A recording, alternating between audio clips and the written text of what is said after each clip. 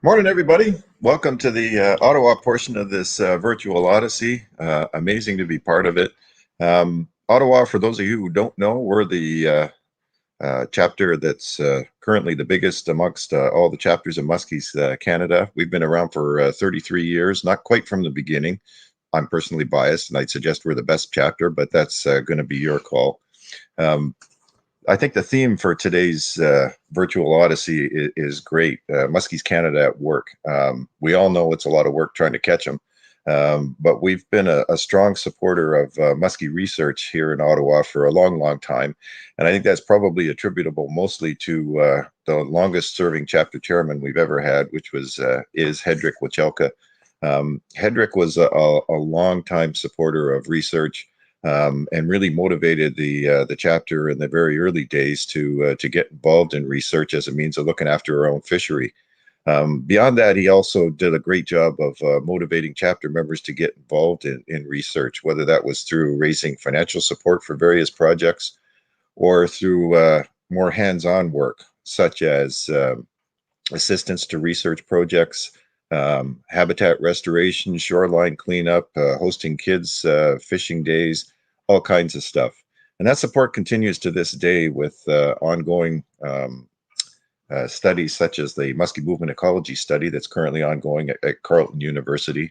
And it's my pleasure really to introduce the two guys that are going to do a much better job than I can of explaining Muskies Canada at work here in Ottawa. And you probably know both of them very well from what's becoming famous or maybe infamous Muskie Monday seminar series, hosted by Mr. John Anderson of the Ottawa River Muskie Factory and Dr. Sean Landsman with his Ask the Biologist segment that's proven to be very popular. I know I learn a lot from both these guys every time I tune in. And so really, without further ado, I'd like to welcome John and Sean, becoming the dynamic duo of the muskie fishing world and research world. Take it away, guys. Good morning, everybody. Morning, everybody. How you doing? Good. How are you, John? Sean and I are going to, I'm working on it. It's amazing how nervous you can get sitting by yourself in your basement. Yeah. I just had my coffee and donuts. I don't know if it's better being. You're good to go. All right. It's probably better than being up in front of 400 people. I'm excited about this presentation. You know, we worked months on this, you and I and Chris, to deliver this today. So let's get at it. Muskies Canada at Work, Ottawa Chapter Edition. We always get some thank yous out of the way first. Peter Levick and the Odyssey Committee, who've worked so hard for 2 years to make this amazing event come to fruition today. Thanks to all you guys and your hard work. Thanks to Ryan Pickering for recreating the bridge of the Starship Enterprise from which to run this event today. Lisa Goodyear for all her tech assistance in setting this up. All the Odyssey volunteers. I want to Muskies Canada volunteers for this. I want to especially thank Chris Purdy and all the Ottawa chapter executives and volunteers in Ottawa, because yeah, Chris, you're right. We are the best chapter. We do the most. We have the most activities and the most opportunity for activities within our chapter, and that's all volunteer driven. So the chapter is the biggest and the best because of those people at the top who run it. And whether you want to come to a Legion meeting once a month and sip a pop in a great environment with a bunch of guys, whether you want to attend, whether all you want to do is sit on your couch and attend meetings at home, if you want to go to one of our 4 chapter fishing outings during the year, the Ottawa chapter outing, the Kahuna Cup, the Elvis Cup, or the Krill Cup Challenge with Montreal, or you want to participate in cutting edge habitat research, habitat restoration, or research equipment like transmitters and transponders and amazing guys like Dr. Sean Landsman, you can do that. That's what we do, and that's what we're known for in the Ottawa Chapter. A few years ago on Muskie Hunter Television, Jim Sarek said Ottawa is responsible for more muskie research than any other place. It took him to say that, a guy from Chicago, and it's true. We should toot our own horn. That's what we do out of Ottawa. We started research here in 1990, and we've driven a long list of projects since that time, and that's Hedrick's picture up there. And again, just another thank you to Hedrick, for the guy who started all of this in Ottawa. At the second last World Muskie Symposium, which was held in conjunction with Cook Labs at Carleton University, the Swedish delegation, that's right, we had a European delegation at a World Muskie Symposium. I got to host them for a few days. They came to this with all the DNRs and studied muskie people from all over North America. They couldn't believe what we did here in Canada and in Ottawa. Muskies Canada acts like the hub at the center of a wheel. They coordinate resources from user groups and interest groups with shared objectives to fund and organize projects and manage the muskie resource like no other country. We set the standard. So it's not an accident that all of this happens. It's hard work and organization. And what do you get from research? Well, as an angler, I think in the past we haven't drawn the link between the research and the benefit you actually get as an angler, how important it is. And one, well, you learn muskie behavior, and that teaches you to hunt, and it gives you options, and it teaches you to fish intelligently. But more than that, muskie research teaches us to look after our resource, both the fish and the water that the fish live in. And the better job we do looking after those, the better the fishery is. And all that famous muskie guys that you see out there catching fish have one thing in common. They're not necessarily the best fishermen.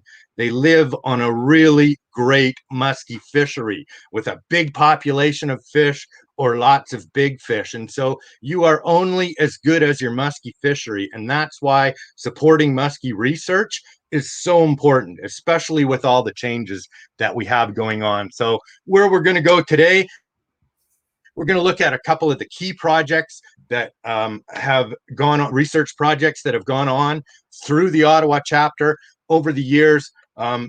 Sean's going to talk about the research aspects of it. I'm going to tell you what the angler knowledge is that you take away from it, and the benefit, the learning that's there that helps you hunt fish. And then at the end, we're going to explore a gourd piser pattern. Muskies are easier to pattern than any other fish. And the way you pattern fish is by storing data, and you do that through logs. And so we'll visit that a little bit later on. Sean, if you want to tell people about our 1994 telemetry study, that was the first big project we did here. Yeah, before I get there, I want to say a couple of things about the Ottawa chapter, and I guess in part what it means as a researcher. I mean, I kind of wear two hats. I'm an active member of the Ottawa chapter. I love muskie fishing.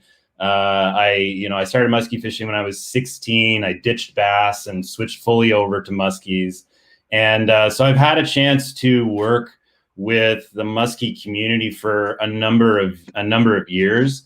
And, there is something special about working with a group of anglers that cares so much about the fishery. And I think people collectively gather around the fact that, we don't know a ton about this fish. They're really hard to study because they're so rare. And so I think because of that, there's a genuine interest among the angling community to help out with research and to support it. Whether it's just, supporting in words, so to speak, offering up support or actually offering up logistical or financial support. I mean, it does mean a lot as a researcher to get some backing from the community. And when I was here doing Project Noble Beast in Ottawa back in 2009, I got my first introduction to the Ottawa chapter, and the folks here are really interested in the research and interested in giving back to the resource and interested in providing information to the MNR and other groups too.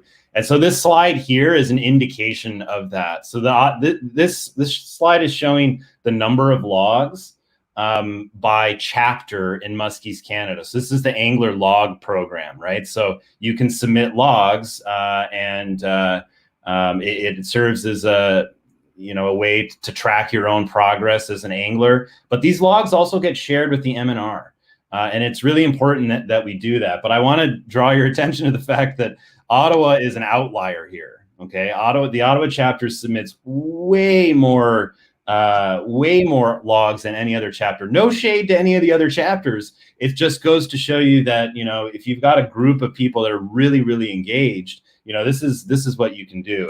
And one of the reasons that the Ottawa chapter really stands out among a lot of other chapters in Muskies Canada is for the contribution that it gives back to the fishery. And I think it certainly sets a bar really high for a lot of the other chapters within Muskies Canada. And there's a lot of benefits to the approach that Muskies Canada members within the Ottawa chapter take in terms of giving back to the resource by entering logs. Log data is critical to muskie management. I mean, I just spoke before, we have a hard enough time catching these fish as researchers that we often have big gaps in our data. And those gaps can be filled by angler-based information. And so it kind of behooves us all as chapter members to be submitting our logs. Recently, Davin, Peja, and Pierre all helped revamp the log program, and so there's now more data analytics associated with it. So these are really useful tools for you to be able to track your own progress and look at trends and patterns over time.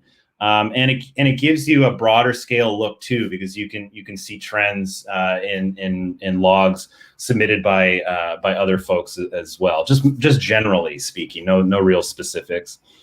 So keeping logs of your trips is really a great way to learn how to pattern muskies, and John will talk more about that later. He's certainly the expert there. So the thing that John just mentioned a minute ago was one of the most robust, probably the most robust telemetry or tracking study done on the Ottawa River. There haven't been too many telemetry studies done on the Ottawa. This one is particularly important and relevant to anglers. There's a lot of really useful information, and John's going to break this down from an angler's perspective. I'll just give you a little bit of background on this study. So this was done by Richard Moffett in 1994. He radio tracked 40 muskies. This is part of his, I think it was his master's thesis, could have been his PhD thesis, I'm not sure offhand. So this was all done on the lower Ottawa River and a little bit into Lake of Two Mountains. And he was looking for information on where they go and spawn, what habitats they use, and then their seasonal movement patterns within the river. And some of the key findings from his study is that they not only spawn in bays, but they also will go into the tributaries of the Ottawa River as well. And they'll also spawn in some of the main river areas too. But the fact that they go into these tributaries was kind of interesting, and is actually forming the basis for some research we're doing now on the Rideau River as part of this muskie movement ecology study. You've also got some adult individuals outside of the reproductive period that will basically just stay in bays all year. And I'll get to that a little later, because we effectively found that. We kind of confirmed that just through some opportunistic tracking that we did as part of Project Noble Beast.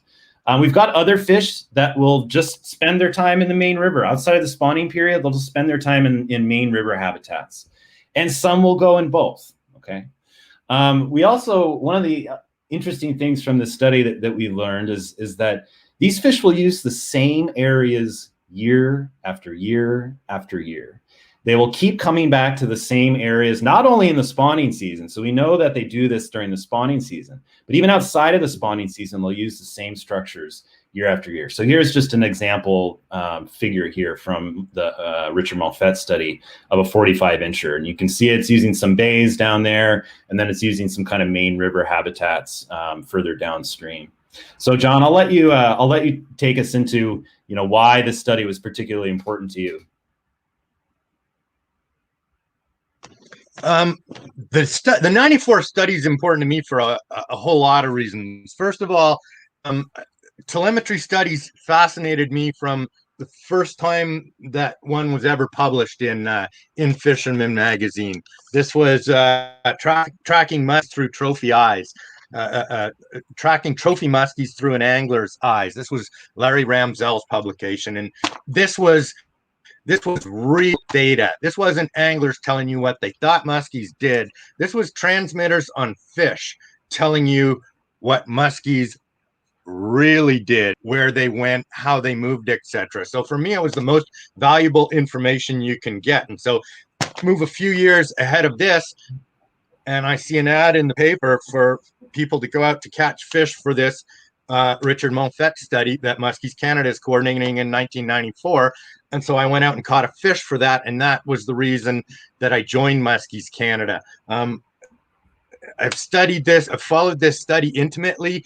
There's so much important learning that came out of it. Keep in mind that what you know now, back in 1994, we didn't know a lot of that stuff. So what anglers take for granted today, wasn't all necessarily common knowledge. So some key things that came out of this study. First, there were fish at different depths all the time. There were fish that lived shallow all year. There were fish that after they spawned went and hung out deep all year. And then there was this other group of fish that moved in between. So the ideas of different fish, always fish in shallow, there's fish out deep. You can fish different fish in different places, and they live different lives by doing that, in different environments. So it just opened up the spectrum of possibility for muskie fishing. The seasonal fidelity, that there was a very predictable pattern that came out of these fish. They spawned, they recuperated, they traveled to where they were going to spend their home range, where they were going to spend their summer. Some traveled a kilometer or two, some traveled 30 or 35 kilometers. But as Sean said, they did this route, and then they did this route back later in the year. And we learned off of this study that they did this same route every single year. They have fidelity to their spawning locations, they have fidelity to their home range, and they have fidelity to this travel pattern every single year. So as hunter of muskies, you catch big fish where you caught big fish. The fish that you catch in the summer one year lives on or hunts in that spot, and even if you don't see it the next year, the following years, it's still around. So it's huge information as a muskie hunter. This is a picture I put up in most of the presentations that I do, and it's one of the fish that was transmitted. You can see the transmitter coming out of the belly of this fish. Now, this was taken in 2000, and that transmitter was installed in the fish in 1994 for the study. This is my buddy, my childhood fishing partner, Muskies Canada buddy, Eddie Lalone. This fish was caught, I think we caught it on July 3rd, 2000, and it was 100 feet from where it was on July 3rd in 1994. That kind of learning that a fish, and this fish isn't caught where it spawned, it's caught near spawns. This particular fish only traveled a few kilometers to a home range area, but that kind of knowledge as a hunter, that stuck with me ever since that happened, and it pays dividends over and over. If you go ahead to the next slide, this is Glenn Cameron. He's one of the senior mucky mucks for Shimano, for Shimano Canada, and this is Glenn holding a 56-inch fish that we captured on the Ottawa this year. We actually had this fish on 3 years ago on the same spot where Glenn caught this fish on about the same date. and this study and the teaching is of this study teach you to hunt and to catch fish and to to learn these kind of tricks. So the value that you get out of this study, the fact that you learn their fidelity to home ranges, phenomenal stuff came out of this. Yeah, and I'll on answer to our next. Yeah, before we move on, I'll just answer Steve's question. I saw it in the comments there. At this point, these fish from the Montfet study, they're probably dead. That was back in 1994. Those transmitters were surgically implanted. Ones that I put on in 2009, 2010, those were external. So we affixed them just under the dorsal fin. 10 years later, I don't know. Some of those fish might have passed. It's possible that some of the smaller ones are still around for sure. But if you ever see one at this point, you can just clip it off. The transmitters wouldn't be active at this point. So if you do catch one of those fish on the Ottawa from the 2009-2010 study, you can just clip off the tag and get a hold of me or John, and we'll take it back. You can put a new battery in those, so we could potentially reuse those somewhere in the future. Cool. All right, we'll go on to the next study here. So yeah, I'll take this slide. I love lamprey. I know I'm freaking weird, and some of you guys are out there going, "What?" So there was an interesting study done in the early 2000s where another one of these weird biologists that really likes lampreys, Claude Renaud, he partnered with Muskies Canada, actually, volunteer anglers. And basically what he asked the anglers to do is, when you're out there catching muskies, document the lamprey scars or any encounters you might have with lampreys on the fish that you catch. And so what they found was, I'm trying to remember how many fish they looked at. 15. He looked at 15 to 20, something like that. And he found through all these angler submissions that there were anywhere between like 1 and 31 scars from fish that were reported. I don't know if these were all the fish that all anglers caught. I don't think so. Anytime they found a muskie with at least one lamprey on them, I believe they reported them. The way the scars and the wounds were, the way they looked on the fish indicated to Dr. Renaud that they were feeding on the blood and as opposed to flesh feeding. What he also found is that muskies greater than 48 inches were quote unquote preferred. So that was a kind of an interesting finding. I think John is going to talk about that a little more in a second. But I just want to reiterate that if anyone is fishing the Ottawa River, these are not sea lamprey. They're a native species to the Ottawa. They've been coexisting with muskies for eons. The lamprey were around before the muskies were in the river. So I would really advise you not to kill them. You can remove them and just put them back in the water, and they'll go on their merry way. These little lampreys will not kill muskies. So for anyone out there that's wondering if they do actually kill them, they don't kill them. So just try and avoid killing them. But I'll let John talk a little bit about kind of the importance of why these lampreys might be preferentially feeding on really big muskies.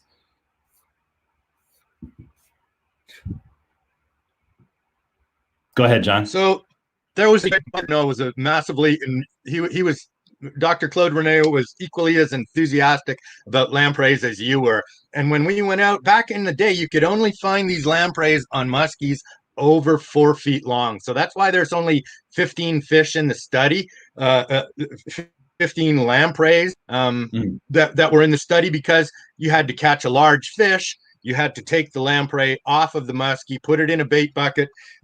You'd drive back to your house and you'd phone Claude Renaud, and he'd enthusiastically drive to your car, and he had a car battery and a pump and an aquarium, and he was so happy to see your lamprey, and he would get off, and and this amazing study came out of this. Now, the riddle as an angler was you could only find these lampreys on muskies over 4 feet long. So that meant that the muskies over 4 feet long were somewhere where the smaller muskies weren't. So if you could figure this riddle out, then you could obviously target bigger fish. Now, the answer to the problem in the end is fairly simple, that big fish, everything that gets older in this world spends more time laying down. And big muskies spend more time laying on the bottom than small muskies. In fact, the bigger they get, the more time they spend on the bottom. And old muskies spend a lot of time on the bottom. From that, there's also predictable times when your fish will be on the bottom that come out of this, but that's a whole deeper conversation. Before I talk about the Ken O'Brien fish, make some comments on the Ken O'Brien fish. Ryan Pickering ran a really great trolling panel at his Kitchener-Waterloo event a month or two ago. Five-star trollers out there. And every one of those guys talked about how important it was for them to troll their baits on or near the bottom. So those are experienced hunters and fish hunters. And that's where you go to find the big fish. So, you know, that knowledge is more commonplace now. It wasn't back then. This is a photo I love to show because it's a symbol of our muskies and what they are and how they behave. This is our Canadian record, our Ken O'Brien fish. This is a fish that was 30 years old. It's at the end of its life. It's got almost no teeth in its mouth. Ken caught it on the very bottom on a little rapple of this big. And that fish had, muskie had one kind of fish in its belly. It had mudpodes or catfish. So it was feeding exclusively off bottom. So big fish relate to the bottom way more than you think. Muskies are, in fact, you could say, a bottom-dwelling fish. Yeah, and yeah, one other thing to note too about that. All right, I want everyone to look at that muskie in the photo there, and I want you to especially look at the head, and I especially want you to look at where the eyes are positioned. The eyes are positioned pretty close to the top of the head. Okay. If the eyes were positioned farther down on the head of the fish, it would have a harder time looking up. But if those eyes are positioned closer to the top of the head, it's going to have a lot easier time looking up. And it makes sense as a predator, okay? And a muskie's job is to ambush, all right? You know they're creatures of the edge. So if anyone has ever seen those Shark Week videos where they're dragging along a seal decoy and they got the camera and it's pointed straight down into the abyss, and that seal decoy is just going along, and then suddenly there's this great white shark that comes up and smashes the seal decoy. I mean, there's a reason topwater works. There's a reason bucktails, burn just under the surface. There's a reason we've got baits, moving just over the bottom of the river or the lake. There's a reason that works. The reason jigging works, and it's because muskies are looking up. They're looking up to ambush from below. And so whether they're 5 feet down over 30 feet of water, or whether they're down 30 feet hugging the bottom of the St. Lawrence River, and your bait is moving along 2 feet off the bottom, they're still going to be ambushing upward to go and get it. You can still get them, will still feed down like this, but they will also hang out on and around the bottom for sure. And part of that, we know that is based on how their eyes are situated. Yeah, I'm going to talk a little bit now about something near and dear to my heart, Project Noble Beast, lots of blood, sweat, and I think at some point, literal tears associated with at least one component of my project. Probably that period in July of 2009 where I went 2 weeks without catching a single fish. And meanwhile, all the other grad students in the lab were going out and catching hundreds of bluegills a day, and I couldn't get a single data point. That was pretty stressful. But in the end, we had a really great project. I'm going to talk a little bit about the tracking and some of the telemetry we did.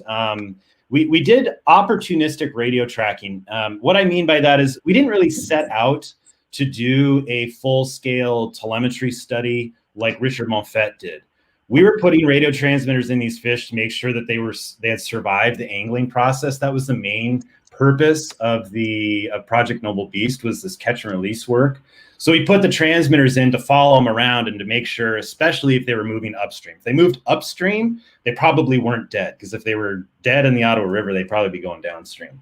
So we were really looking for these upstream movements. So we were just going around periodically tracking them. And at some point, after even confirming they were alive, we just took an opportunity to go out and find where they were. And what we found was they were in really predictable locations. I could launch the boat, drive down, down the river to the last area that I saw the fish, and not even turn the antenna on until I got to that area, turn the antenna on, plug in the transmitter number on my little receiver, and then point the antenna up, and the fish is there.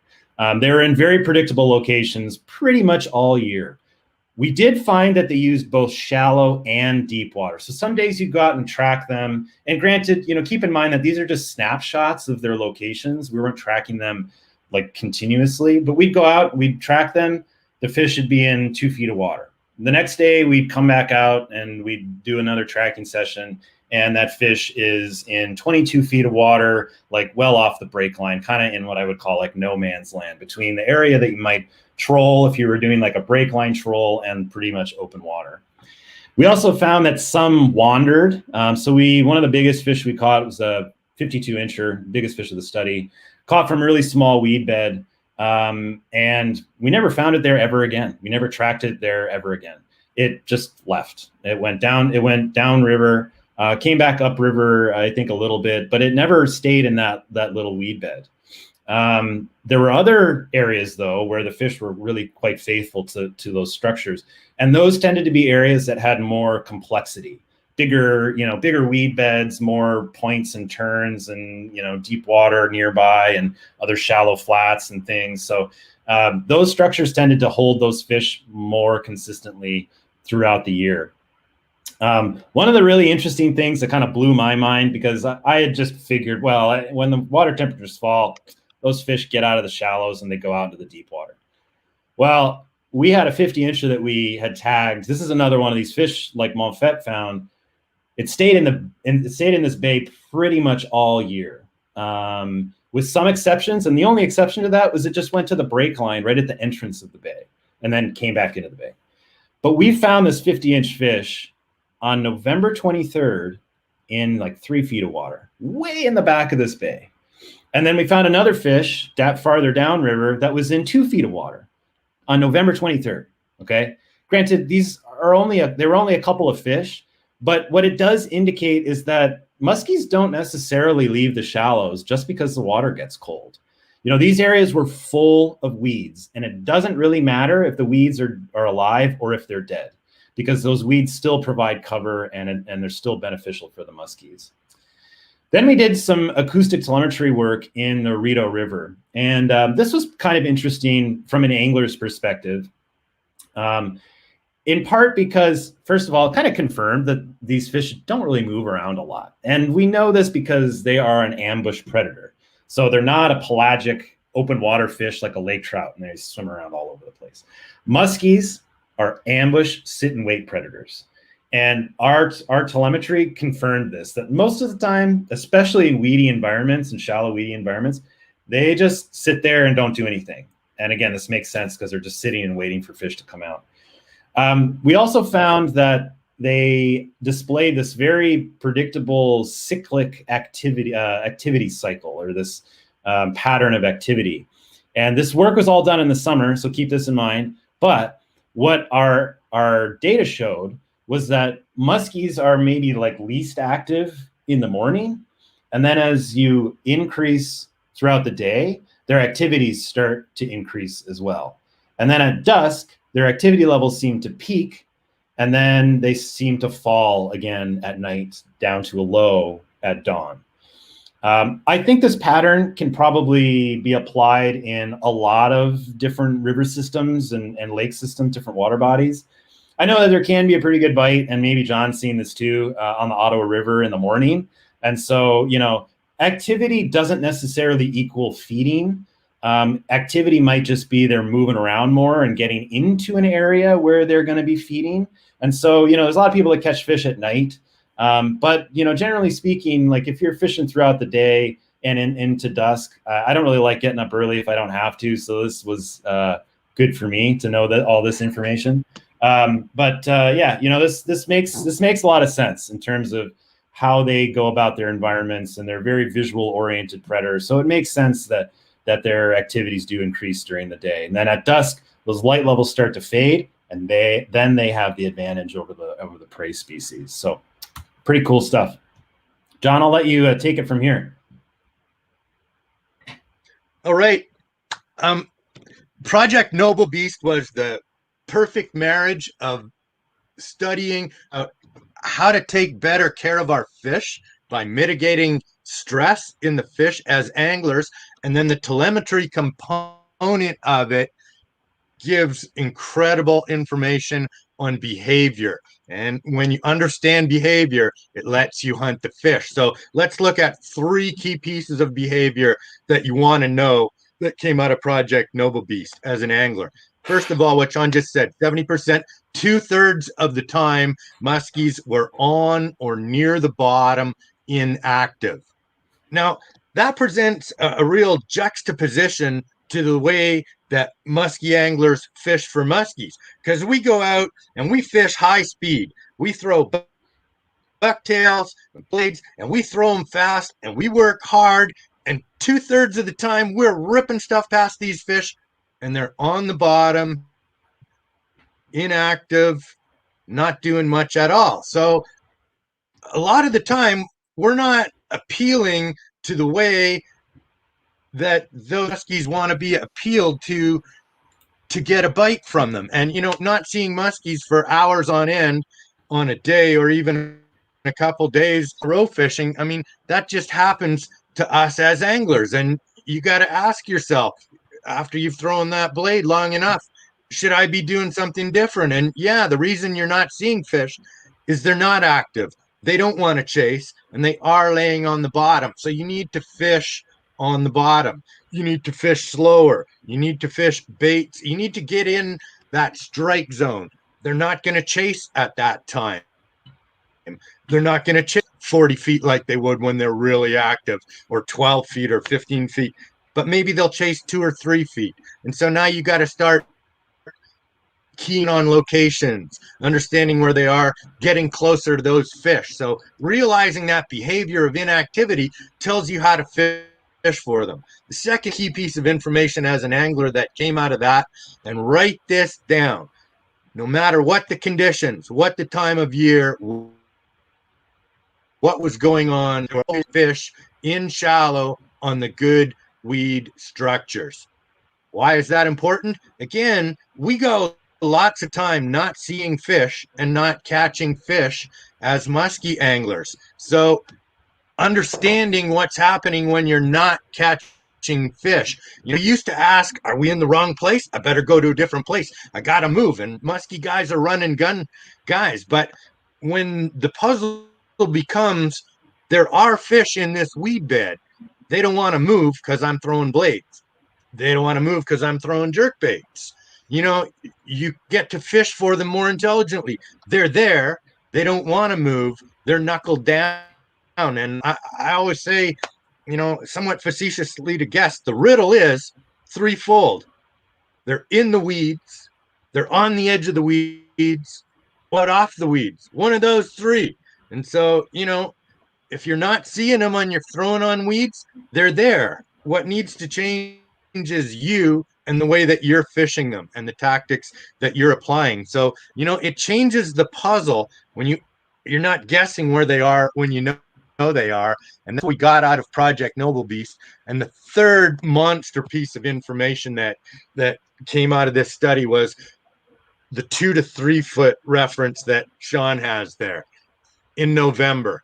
There was a time a decade before this study where the way to catch big fish in the fall was to troll giant baits in 20 and 25 feet of water. Didn't matter where you were. That's what everybody was doing. Plows and stuff down deep.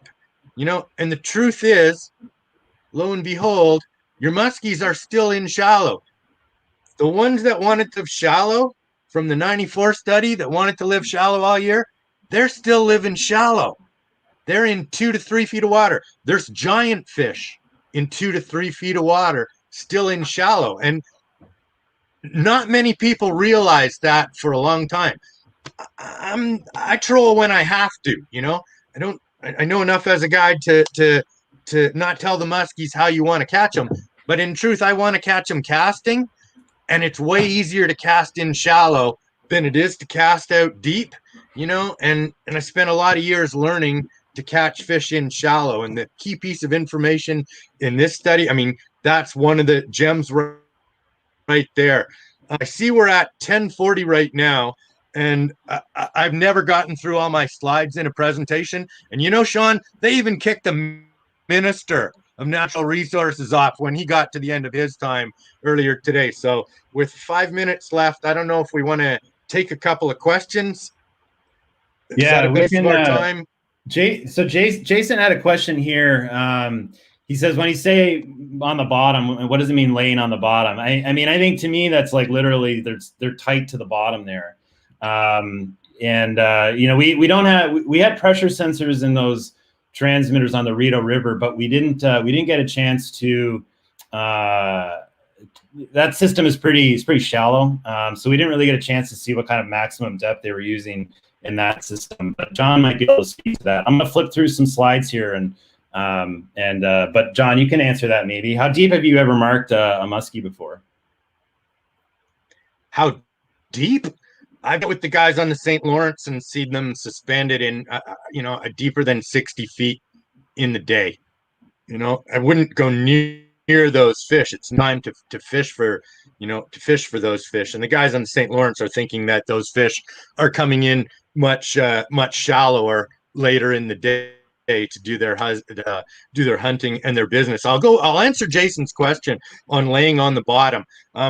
There's a guy named Bruce Kinnear who took a lot of video footage going back 20 years. He dove the Niagara River, and he got a lot of footage of muskies in the Niagara and on the St. Lawrence after it got cleared up by zebra mussels. So now as a scuba diver, he can actually video behavior. And he would come across muskies on the bottom. And I remember one of the segments he had where there was a fish belly to the bottom, laying on the bottom, and Bruce snuck up behind it.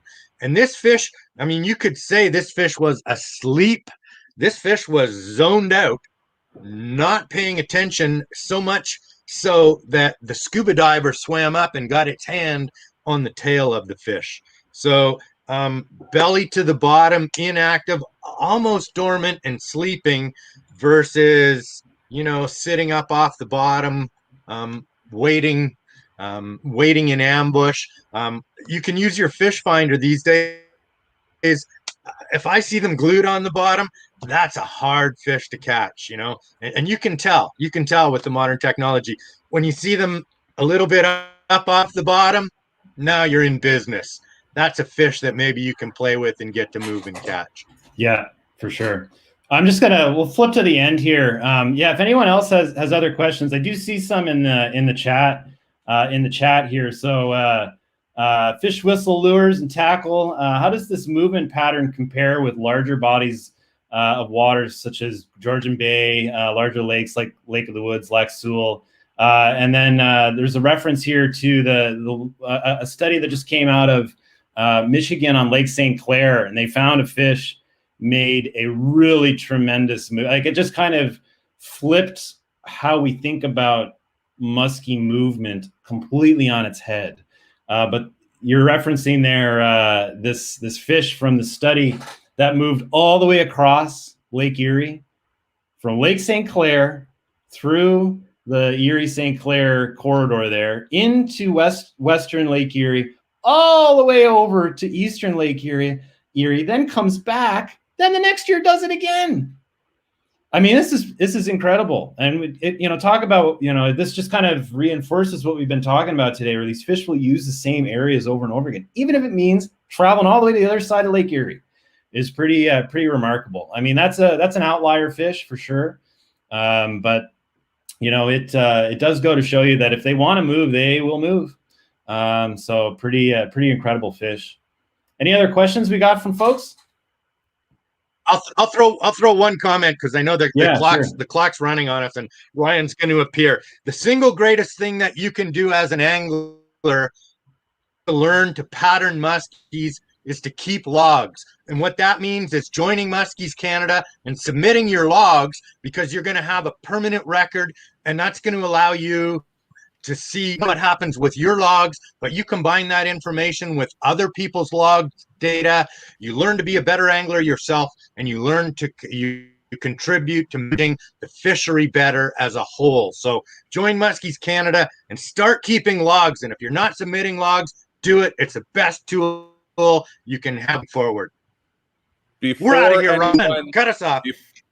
No, not yet, because I'm going to take this moment and embrace it, because I am sharing the screen with Muskie Mondays, Muskie Factory Baits, the Ottawa River Muskie Factory, and John Anderson and his a longtime partner that pops up all the time. I can't tell you, it's a really cool moment for me to be on here with you guys, because I have not been in the business as long as a lot of the people who are doing the speaking.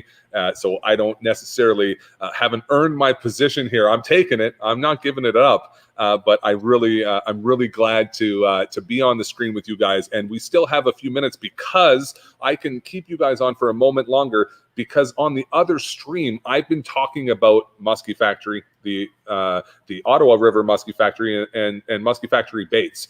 And we are auctioning off right now the Muskie Factory package with the lure retriever, with the rope attached, with several spinner baits, and some really cool release tools that you guys are making available. And this thing, I mean, I can smack the camera and the camera is 4 feet away from me. And this keeps your hands away from the business end of a muskie and will save a muskie's life if it inhales one of those awesome baits that are behind you. And I'm a big fan. I talked about it already today, how you champion the sport fishing and research part, how you give us shout outs, and how much you support Muskies Canada. I can't tell you enough how much we appreciate it. There's over a $200 bid already for your donation. I'm super appreciative of that. And I caught some of your show. I've got a mixer. I'm hearing both shows at the same time, and it's been really exhilarating. I'm having I was terrified this morning. I don't have a team with me, but this has been working, and I couldn't be happier with it working. So any final thoughts before my producer kicks you out of here? And let me just say, before I hand it over to you for your farewell, if you're watching on the Ottawa page right now, your stream's about to end. You're not gonna get to watch what happens next. You have to come to Muskies Canada Official. Or if you don't want to see my smiling face, go over to the Mississauga page, because we are running the coolest auction right now. It's a hoot. It is not professional like this stream. It is not educational whatsoever. It's just a party. And so you can dine in or take out and choose how you want your Muskies Canada today. Cool. Thanks, guys. I appreciate it. All right. I am solo. I am going rogue. I am running the show right now. I can see there's a bunch of guys in the back room, waiting room right now, and there's some limitations on our stream. We're going to start chopping those guys out. They're going to become viewers instead of participants, so that's really cool. I'm going to ask my producer, who is kicking